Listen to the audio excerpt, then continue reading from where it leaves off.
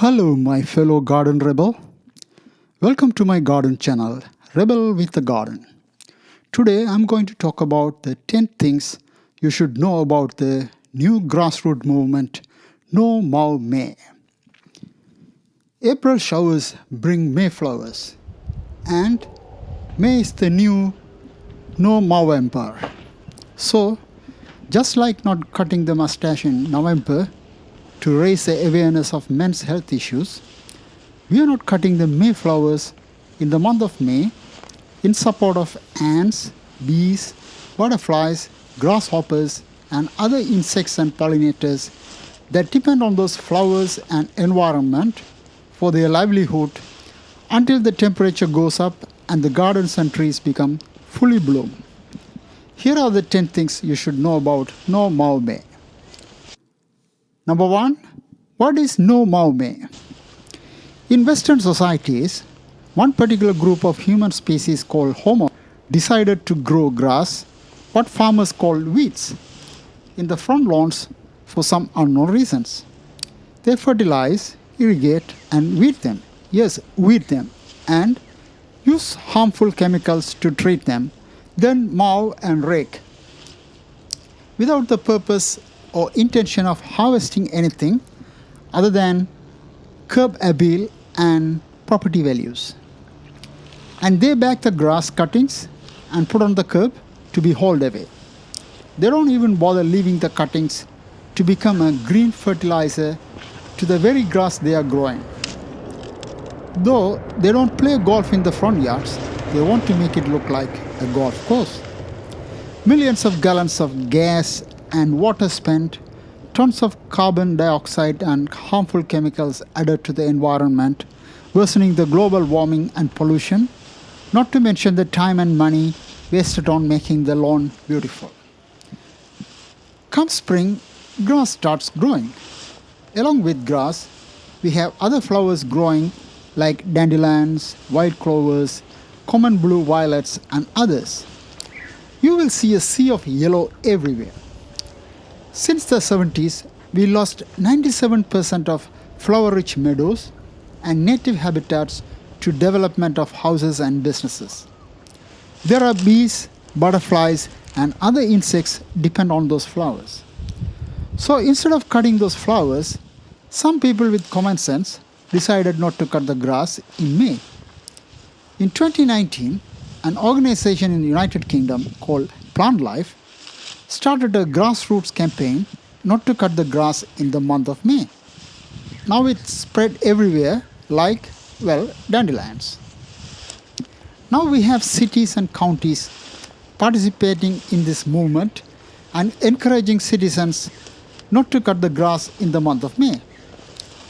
So it's about supporting the pollinators that give us food and other life forms that enrich the diversity of life. To have a head start in spring and at the same time help the environment to encourage and support the diversity of life. Number 2, am I obliged to do that by law? No, there is no bylaw enforcing you not to mow. They only enforce you to mow so far, warning and ticketing you for not mowing. But cities and counties are recognizing the need and necessity for that and asking and encouraging residents to participate. As the movement and awareness grow, more cities and counties will become about. So you can participate if you choose to. But for your own peace of mind and to save yourself from surprises, check the local bylaws of your city and homeowners associations and consult your neighbors. You don't want to be penalized for your good intentions and unleash the wrath of your neighbors. 3. So, am I not mowing the lawn for the whole month? Not necessarily. You can choose to do if you want, but you can mow less often, like every 2 or 3 weeks instead of every week, letting the flowers bloom again and again. Or, if you still insist on perfect lawn, increase the mowing height, not cutting the flowers. The average height is about 3 inches, so you can let it grow up to 6 to 8 inches. Number 4. How about my neighbors and passers-by complaining about it? Well, there are always people who will do that. Educate them. You can put a sign on the lawn explaining the benefits, so they will know that this is intentional, not neglect. Talk to the neighbors and passers-by the benefits of not mowing the grass. If you want, cut only the perimeters of the lawn to show that you are taking care of it. As in my case, grow tall spring flowers like tulips. They will be higher than the grass and distract them from the unsightly grass.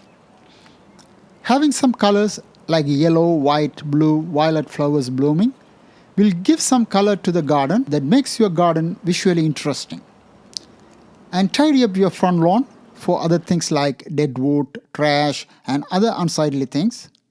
Repair the fences and borders so they will know that you are taking care of it and do this on purpose. Number 5. Am I not making things worse by letting dandelions spread? Yes, for sure.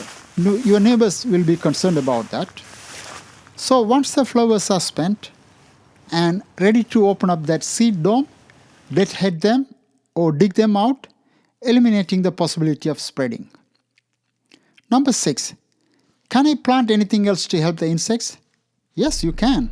Regular grass we grow have not much benefit for the insects other than giving them a habitat and nesting site. You can plant ground covers like white clovers, creeping thyme, or let the native violets grow. They are low growing, can be hidden inside the grass. They are beneficial to insects. Number 7. What do I do after May? If you choose not to cut the grass for the whole month, it is going to be very high. If your mower doesn't have enough power, the engine might stall more often. So you might want to use the trimmer first to cut the grass short. Besides, if you cut it all the way, you are going to kill the very same insects you are trying to help. They have already made it home. You don't want to destroy their habitat and kill them all and let goats sort it out. So don't cut it all the way. There may be bunny nests hiding there too. Be careful about that. Wait until they move out on their own. There may be other unwanted guests like snakes. Scare them away with warning signals. So trim the height gradually so the insects can move their habitats to other places. Number 8. What are the benefits for the environment? You help the diversity of life. You help the pollinators that we need for farming and our food. There are 40 million acres or 2% of land in USA are used for growing grass. There are about 20 million houses in UK have lawn. By not running your mowers, you don't burn the fossil fuels and add carbon dioxide to the atmosphere and worsen the global warming. Think about millions of mowers not running for at least 4 times a month. Think about the air pollution and noise pollution grinding your ears. Even with the electric mowers, the power you use can be used somewhere else. Think about the millions of tons of carbon dioxide captured by those grass clippings, turned to compost and going back to the soil. You stop water being wasted. 1/3 of water used in every household in US goes to landscape irrigation. That is almost 9 billion gallons each day. Many cities ban watering lawns during drought months to save water. You save the water before things get out of hand. Number 9. So, what is in it for me? Yes, the age-old question that plagues the humanity for ages. You save money on gas, on water, you are not wasting your time that can be used to do something useful, and you feel good and proud of yourself helping the environment and being a responsible for part of humanity. Number 10. What else can I do to raise the awareness of this movement? If you ever have a visit from the city bylaw officers, explain them about the benefits.